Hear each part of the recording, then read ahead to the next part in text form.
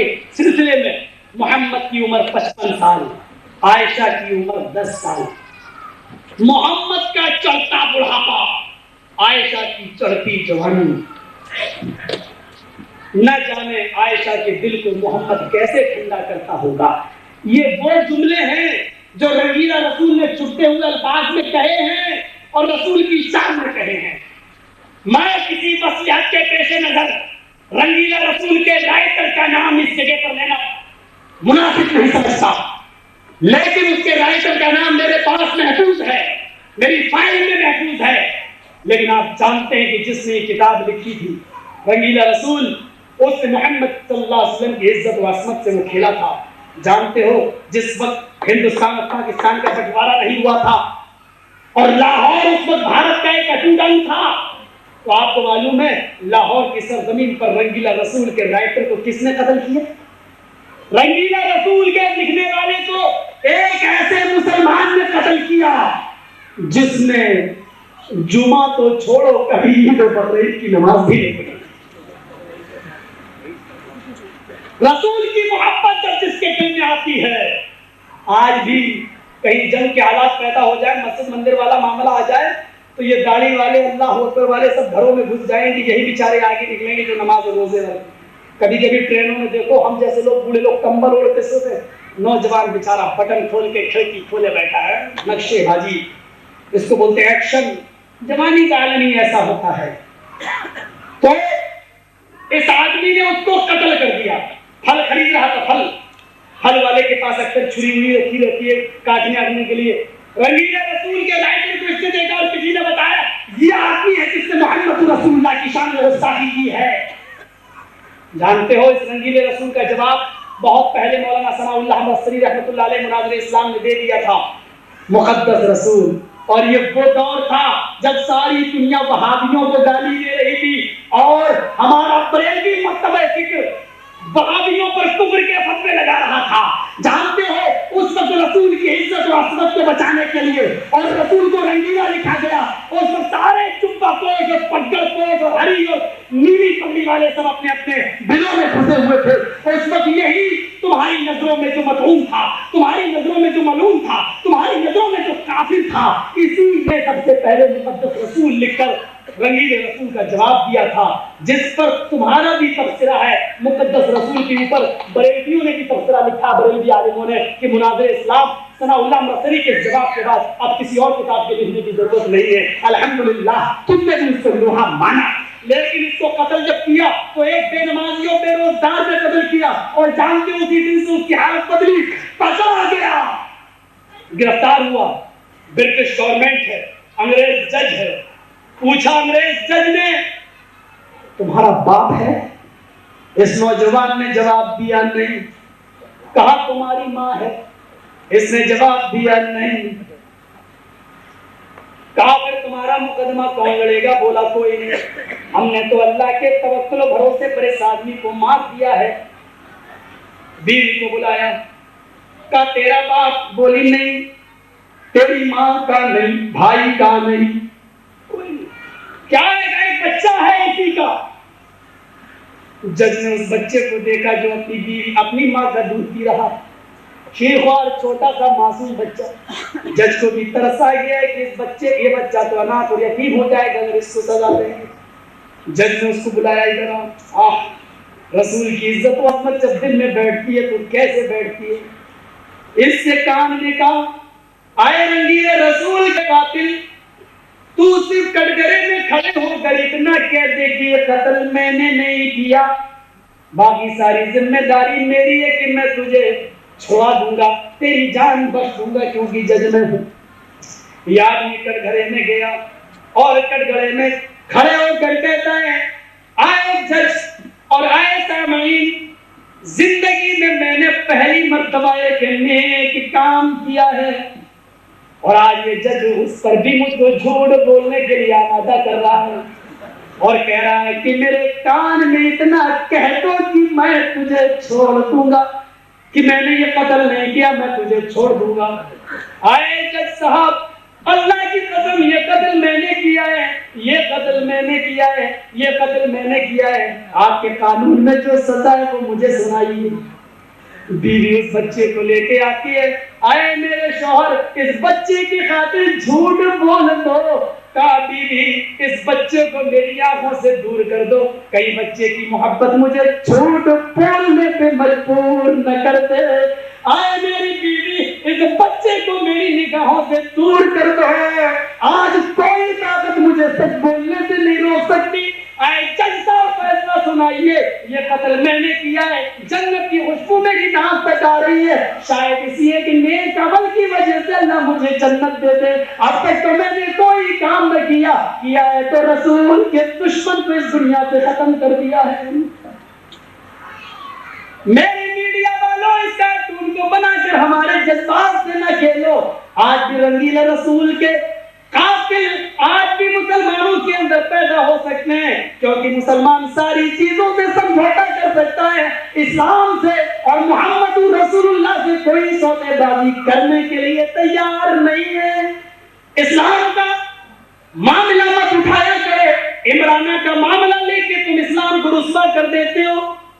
دارالعلوم دیوبند سے فتویٰ جائے کہ عورتیں مسجدوں میں نماز نہیں پڑھیں، حالانکہ دلی کی جامع مسجد میں ہر جمعے کو پڑھ رہی ہیں، 5 ٹائم کی نماز پڑھ رہی ہیں، رمضان میں باقاعدہ عورتوں کی تراویح بھی ہو رہی ہے، ہم آہ بھی کرتے ہیں تو ہو جاتے ہیں بدنام، اور تم قتل بھی کرتے ہو تو چرچا نہیں ہوتا۔ اگر عورتوں کا مسجدوں میں آنا منع ہی ہے تو دلی کی جامع مسجد پہ پابندی لگاؤ، اگر عورتوں کا مسجدوں میں آنا منع ہے تو دارالعلوم ندوہ میں جب امام حرم آئے تو لکھنؤ کی ساری عورتیں ٹوٹ پڑی، اور ساری کی ساری حنفی عورتیں ساری کی ساری حنفی عورتیں، اور اس وقت تم کو بھی اپنی مسجدوں میں جگہ دینا پڑی۔ جو چیز حرام ہے تو عام حالات میں بھی حرام ہے، اور جو چیزیں اس وقت بھی جائز ہے تو عام حالات میں بھی جائز ہے۔ کہو میرے بھائی نے ان عورتوں کی نماز ہوئی یا نہیں؟ دلی کی جامع مسجد میں جو نماز پڑھ رہی ہیں ان کی ہوگی یا نہیں ہوگی؟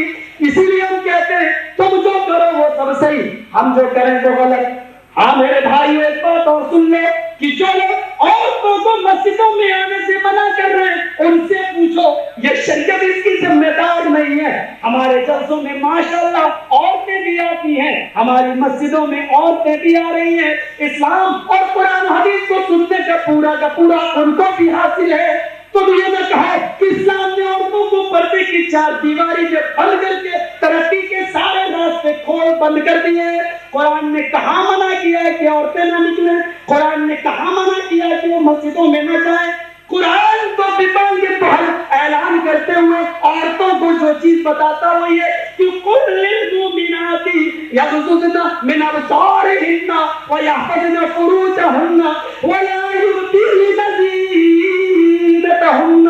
اے نبی ان مومنہ عورتوں سے کہہ دو کہ وہ جب بھی چلا کریں تو اپنی نگاہیں نیچی رکھا کریں۔ اتنا ہی تو کہا قرآن نے، منع کہا کیا کہ نہ جائیں، نگاہیں نیچی رکھا کریں۔ وَيَحْفَظْنَ فُرُوجَهُنَّ موٹے کپڑے پہنا کریں، ان کے سطر دکھائی نہ دیں، ان کے جسموں کی نمائش نہ ہو۔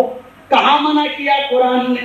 وَلَا يُبْدِينَ زِينَتَهُنَّ اپنے بناؤ سنگار زیب و زینت لالی لپسٹک کریم پاؤڈر کو وہ غیر مردوں کے سامنے ظاہر نہ کریں بلکہ وہ اپنے شوہروں پر ظاہر کریں۔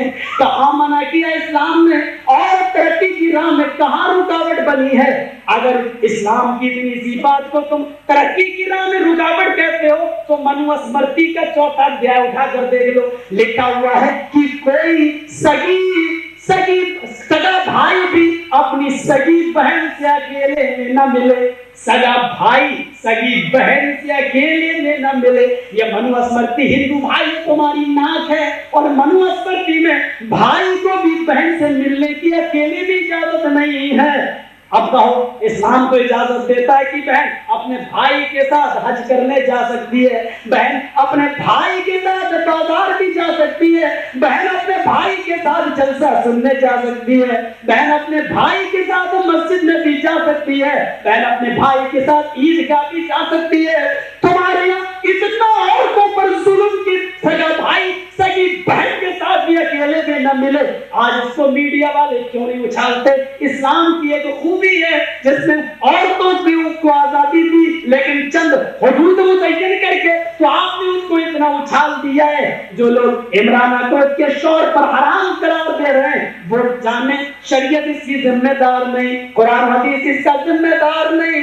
جو لوگ ثانیہ مرزا کا نام لے کر اس کو اچھال رہے ہیں ان سے سوال کرو، شریعت اس کی ذمہ دار نہیں۔ شریعت کے اندر کچھ حدود ہیں، وہ ثانیہ مرزا کے لیے بھی ہیں، وہ ہمارے لیے بھی ہیں، وہ آپ کی ماں بہن بیٹیوں کے لیے بھی ہیں، وہ ہماری ماں بہن بیٹیوں کے لیے بھی ہیں۔ مجھے بتاؤ کہ اسلام نے عورتوں پر کون سا ظلم کر دیا ہے؟ آج بھی گوتم بدھ کی شکشا ہمارے سامنے، اور گوتم بدھ نے لکھا ہے، گوتم بدھ کی شکشا ہے عورتوں سے کوئی کام کرو تو پہلے مشورہ لے لو، کوئی بھی کام کرنے چلو تو عورت سے مشورہ لے لو، عورت جو بھی مشورہ دے اس کا الٹا کرو۔ سمجھ رہے ہیں؟ یہ گوتم بدھ کی شکشا ہے چائنا میں، آج بھی لکھا ہوا ہے جو بھی کام کرو پہلے عورت سے مشورہ لے لو، اور عورت تمہارے کام میں جو بھی مشورہ دے اس کا الٹا کرو۔ یعنی عورت ہمیشہ الٹی کھوپڑی سے جواب دیتی ہے۔ یہ گوتم بدھ کی شکشا ہے، اسلام نے یہ شکشا تو نہیں دی۔ اسلام نے یہ کہا گواہی کا معاملہ ہے تو مرد کے مقابلے میں عورت کی آدھی گواہی ہے، لیکن قابل قبول ہے۔ اگر رمضان کا چاند ہو گیا تو ایک مرد کی گواہی کافی ہے، ہاں ایک عورت کی نہیں، دو عورتوں کی گواہی چاہیے۔ اسلام نے یہ تو نہیں کہا کہ عورت اگر کہے چاند ہو گیا تو نہ مانو اور کہے کہ نہیں ہوا تو مان لو، الٹا تو نہیں کہا ہے۔ آپ بتاؤ میرے ہندو بھائیوں، آپ اپنی منوسمرتی اٹھا کر دیکھو، صاف لکھا ہوا ہے کہ آشو کو ہیوتی نے سور سے نکالا، جنت سے نکلوا دیا۔ آشو کو آدم کو ہیوتی نے حوا نے جنت سے نکلوا دیا ہے، لہذا آدم عورت کی وجہ سے نکلے۔ عورت کی ساری برائیوں کی جڑ ہے۔ دنیا میں جتنے بھی گناہ ہوں گے اس سب کا گناہ سب سے پہلے عورت ذات کو ملے گا۔ کہو ہندو بھائیوں، بہت زیادہ تم اسلام پر کیچڑ اچھالتے ہو، عورت کو سارے برائیوں کی جڑ بتاتے ہو۔ اسلام نے یہ تو نہیں کہا آدم اور حوا دونوں کو جنت سے اتارا گیا تو آدم نے یہ تو نہیں کہا تھا اے اللہ مجھے میری بیوی نے بہکایا، مجھے میری بیوی جنت سے نکلوائی۔ آدم نے کیا دعا کی؟ ربنا ظلمنا انفسنا، اے ہمارے رب ہم دونوں ہی نے اپنے نفسوں پر ظلم کیا ہے، اے اللہ میں بھی گناہگار، میری بیوی بھی خطا کار، ہم دونوں نے ظلم کیا ہے۔ ظلمنا انفسنا وان لم تغفر لنا، اور اگر تو نے ہم پہ معاف نہ کیا، مغفرت نہ فرمائی میری، وترحمنا اور رحم نہ کیا، لنکونن من الخاسرین، تو ہم خسارہ اٹھانے والوں میں سے ہوں گے۔ میرے بھائیوں، یہ اللہ کے رسول نے عورت کو عزت دی اور نبی اکرم کی تعلیم کہتی دنیا تک قائم رہے گی۔ میں آپ کو یہ بتا دینا چاہتا ہوں، اور میڈیا والوں تم بھی اسلام کی کچھ خوبیوں کو بیان کر دیا کرو۔ میں اتنا ضرور کہنا چاہتا ہوں کہ مسلمان سب کچھ قربان کر سکتا ہے لیکن رسول کی عزت و عصمت نہیں۔ آپ کو شاید واقعہ یاد ہوگا جو امبیڈکر بھون کے اندر میں نے ایک موقع پر بیان کیا تھا، آج اتنی سی اس کی ایک جھلک دکھا دیتا ہوں کہ وہ بھی تو ایک عورت تھی جس کا باپ میدان جنگ میں شہید، بیٹا بھی شہید اور بھائی بھی شہید اور شوہر بھی شہید، اور وہ بیچاری سجدے میں پڑی ہر ایک نوجوان کا انتظار کرتی رہی۔ کہنے والے نے کہا بیماریاں تیرا باپ بھی قتل، تیرا بھائی بھی قتل، تیرا شوہر بھی قتل، تیرا بیٹا بھی قتل کر دیا گیا۔ نظر دیکھ دوڑاتی ہے، اے نوجوان میرے آقا کا کیا حال ہے؟ یہ آقا گمان بھی مانو میرے رب، میرے علماء اس پر اعتراض نہ کریں۔ میرے آقا کا کیا حال ہے؟ میرے باپ کو میں نے نہ پوچھا، میرے شوہر کو میں نے نہ پوچھا، میرے بیٹے کا میں نے نہ پوچھا، اپنے بھائی کا نہ پوچھا، میرے نبی کا کیا حال ہے؟ جواب دیا الحمدللہ خیریت سے۔ مجھے چل کے دکھا، خیمے کا پردہ ہٹایا، اس بڑھیا نے محمد رسول اللہ کو خیمے کے اندر اطمینان کے ساتھ دیکھا، چہرے پہ نظر ڈالی، وہ چاند جیسا چمکنے والے چہرے کو دیکھ کر پکار اٹھی، چیخ اٹھی، کل مصیبت بعدک جلل، آقا تیرا چہرہ دیکھا میری ساری مصیبتیں دور ہو گئی۔ میرے بھائیوں، رسول کا چہرہ ہی وہ چہرہ تھا، رسول کا چہرہ ہی وہ چہرہ تھا کہ جس سے باپ کا اور بھائی کا غم بھلایا جا سکتا تھا اور ساری مصیبتیں دور ہو جایا کرتی تھی۔ اس کو اپنا لو، عزت اور عظمت اور مقام نبی کی حفاظت فرما لو۔ میرے پیارے ساتھیوں، مجھے امید ہے کہ ہمارے غیر مسلک بھائی کے ماننے والے بھی عظمت رسول کو پہچانیں گے۔ جس کا وزن سب سے زیادہ ہو، جس کا وزن پوری امت پر بھاری ہو، اس کے اقوال کی ساری امت پر بھاری ہے، ہر ایک پیر ولی پر بھی بھاری ہے۔ اللہ رب العالمین ہمیں رہتی دنیا تک محمد رسول اللہ کے طریقے پر چلنے کی توفیق عطا فرمائے، رسول کی عزت و عظمت اور محبت ہمارے دلوں میں پیدا فرمائے۔ وما علینا الا البلاغ المبین وآخر دعوانا الحمد للہ رب العالمین۔ السلام علیکم۔ ابھی آپ نے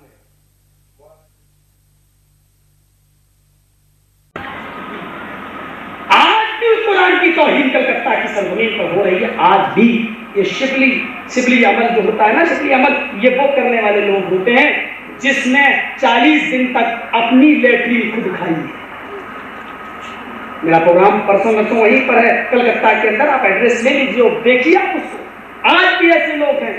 آپ احتجاج کرتے ہو امریکہ کے خلاف، ان لوگوں کے خلاف آپ احتجاج کریں گے تو یہی کا مسلمان آپ کو مارنے پیٹنے تیار۔ ارے تعویذ دے رہا ہے، اللہ کے کلام سے علاج کر رہا ہے۔ ہمارے ہاں بدایوں کے اندر ایک مولوی تھا، اور تیری بیوی پر جنات ہے۔ ٹھیک ہے، جناتی اثرات ہوتے ہیں، لیکن اس کو دور کرنے کے طریقے قرآن و حدیث سے آئے ہیں۔ بولا نہیں، بڑا خطرناک ہے، تم اکیلے اس کے پاس نہیں رہ سکتے ہو، ورنہ اس کا چھوٹ کر تیرے اوپر آ جائے گا۔ بولے کیا کرنا ہے؟ بولا 40 دن تک اس کو جھاڑنا ہے، تم نہیں رہو گے، اکیلے میں جھاڑنا ہے۔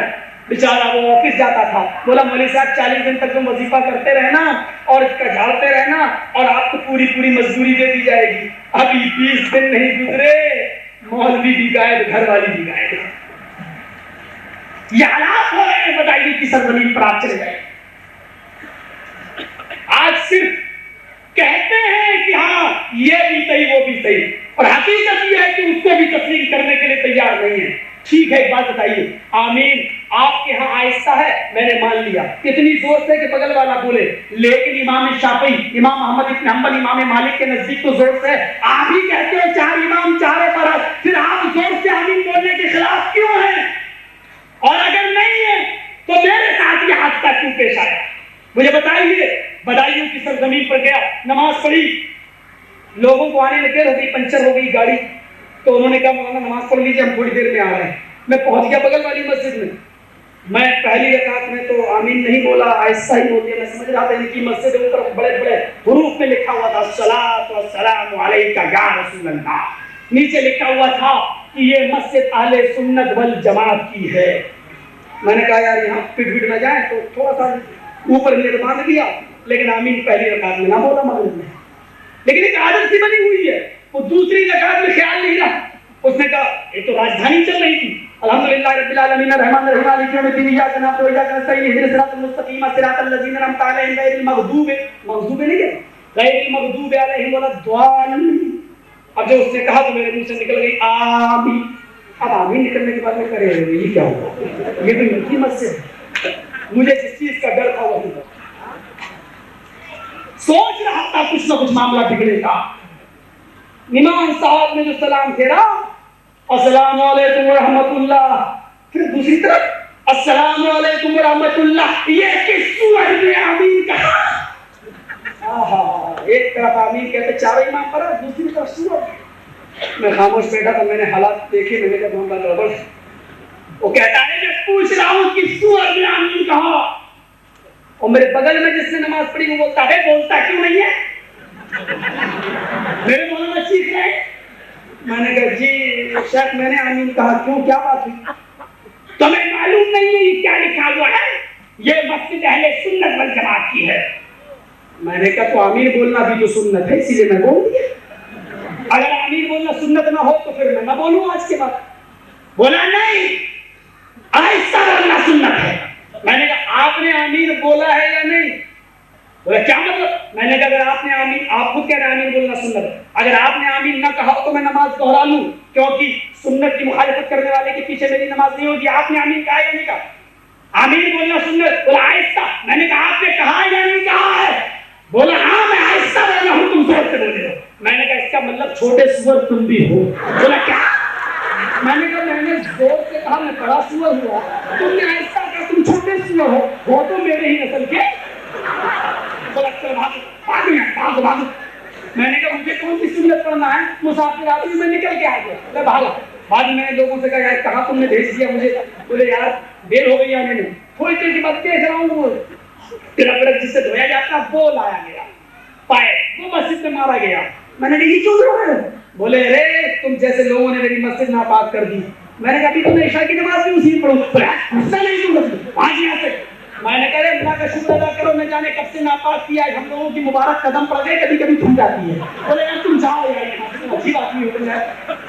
میرے مولانا ایسے بول رہے ہیں تو اچھا بتائیے وہ کے اندر ایک اہل حدیث مسجد بن چکی ہے, اس لیے آپ ان لوگوں کی ناک نہیں, ان لوگوں کی چنے نہیں گلتے ہیں, سمجھ گئے ہیں کہ ہاں معاملہ بڑا پیچیدہ ہے, اس لیے بعد میں ہم لوگوں کو وہ لوگ لے کے چلے گئے. تو ایک طرف تم یہ کہتے ہو کہ یہ بھی صحیح وہ بھی صحیح, اور ایک طرف تم اس کے اتنے مخالف ہوتے ہو جیسے لگتا ہے کہ چبھ رہا ہے نشتر تمہارے دل کے اندر. میرے پیارے ساتھیوں, عظمت رسول کو پہچانو.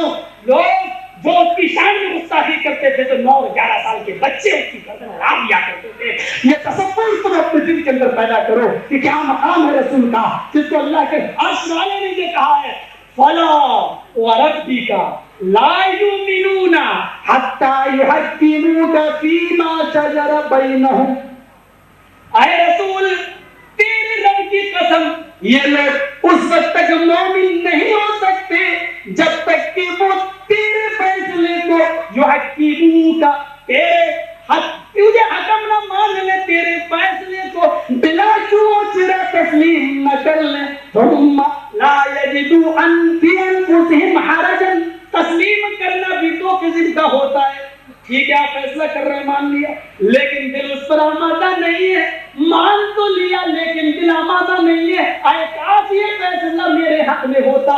قرآن کہہ رہا ہے اے رسول آپ کو فیصل بھی مانے, آپ کو جج بھی مانے. پھر فرمایا ثم لا یجدوا فی انفسہم حرجا مما قضیت ویسلموا تسلیما.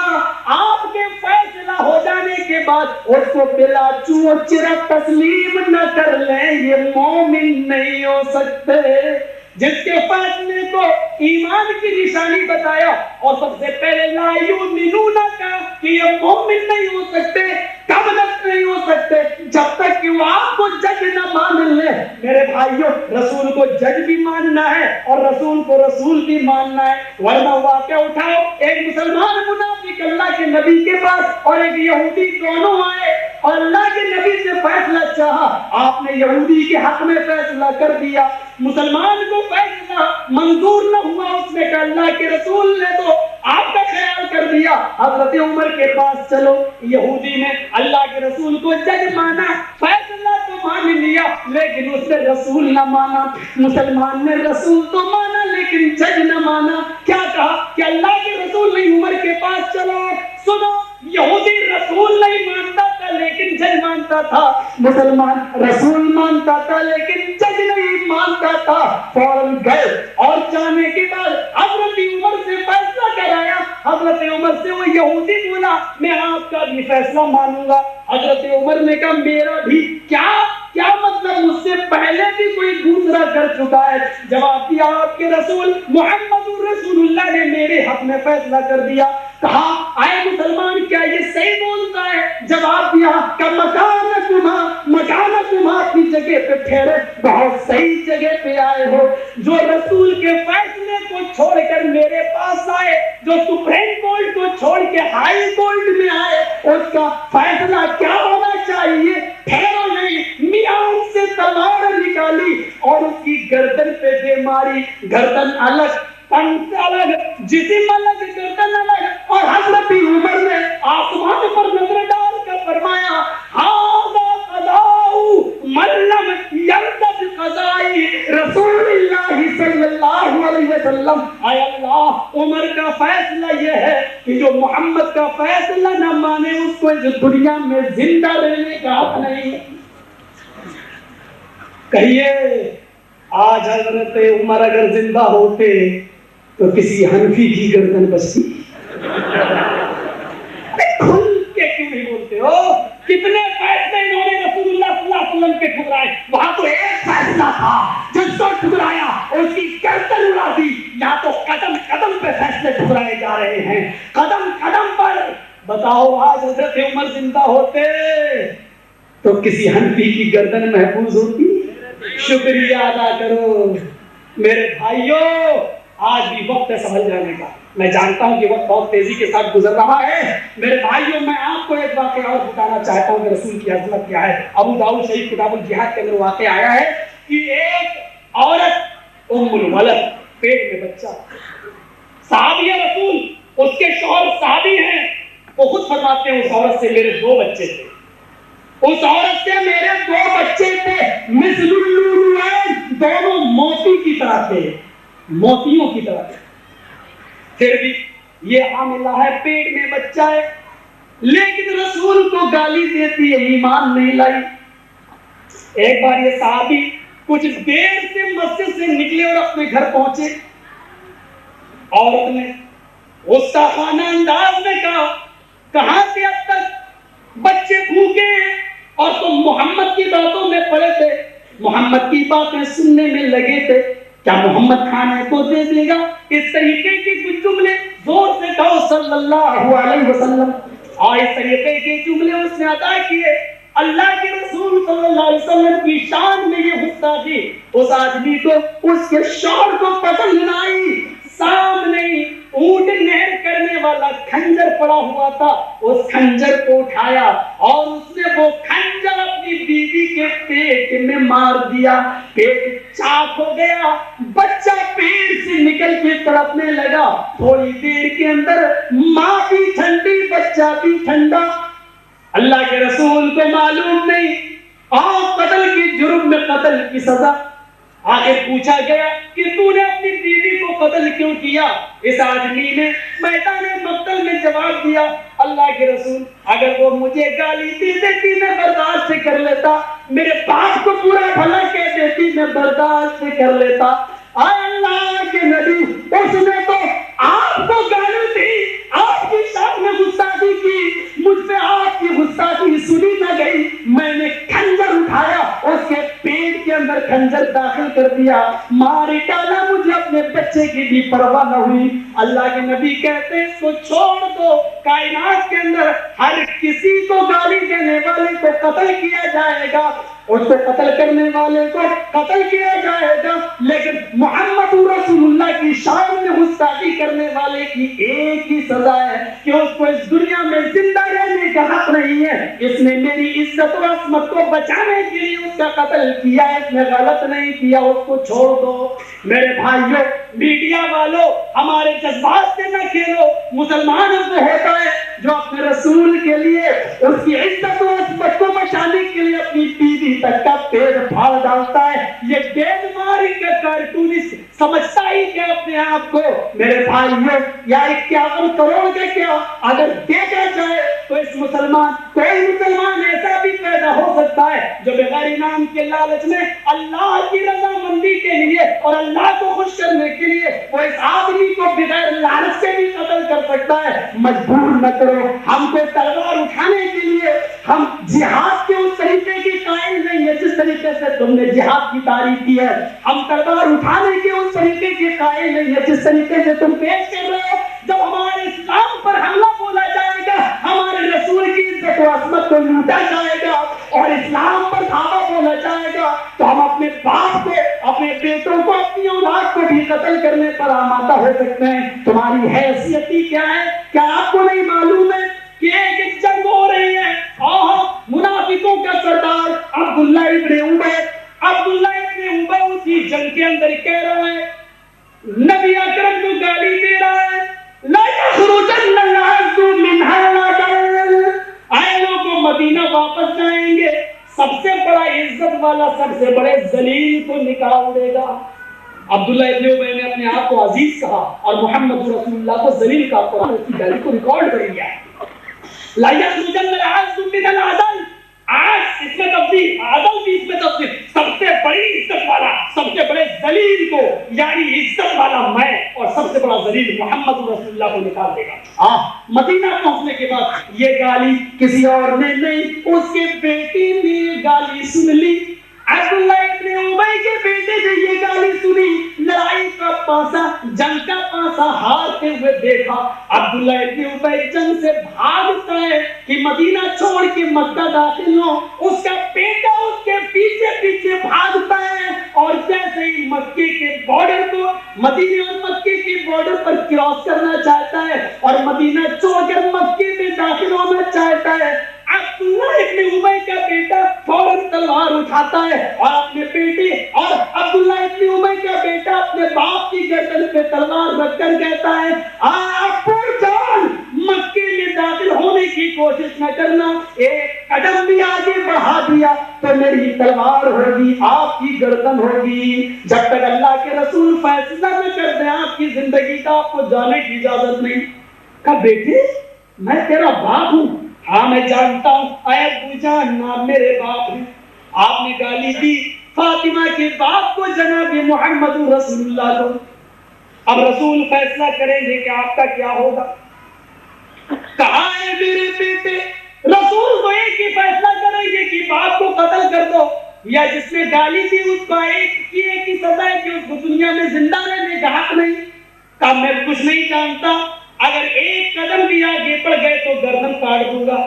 بیٹے تم ایسا نہیں کر سکتے ہو کیونکہ میں تمہارا باپ ہوں اور جانتا ہوں پورے مدینہ میں اگر تم سب سے زیادہ کسی سے محبت کرتے ہو تو اپنے باپ سے کرتے ہو۔ یہ کہہ کر اس نے قدم آگے بڑھایا، بیٹے نے کہا اللہ کی قسم اے ابو سن لو، محمد رسول اللہ کا ماننے والا جو کہتا ہے وہ کر کے دکھلا دیتا ہے، ایک قدم بھی آگے بڑھ گیا تو کائنات دیکھے گی، زمین دیکھے گی، آسمان دیکھے گا، گردن اڑا دوں گا۔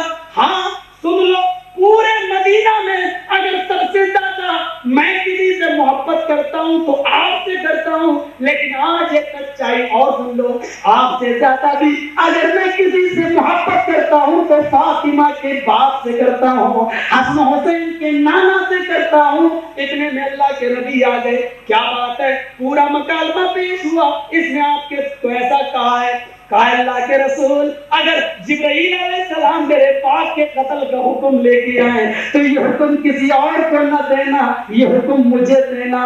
اللہ کے نبی مجھے حکم دینا، آپ کی آنکھ نہیں جھپکے گی اور میں اس کی گردن اتار کے آپ کے قدموں کے سامنے ڈال دوں گا۔ آپ نے فرمایا عبداللہ ابن ابی کے بیٹے کیا اپنے باپ کی گردن کاٹے گا؟ دوسرے کو کیوں حکم نہ دوں، تجھے کیوں دوں؟ جواب دیا آپ نے بڑی مشکل سے ہم کو بھائی بھائی بنایا ہے، اے اللہ کے رسول مجھے اپنے باپ سے بڑی محبت ہے، اگر آپ نے اس کو کسی اور کو قتل کرنے کا حکم دیا اور اس نے میرے باپ کو قتل کیا تو شاید میں اس سے نفرت کرنے لگوں کیونکہ وہ میرے باپ کا قاتل ہوگا۔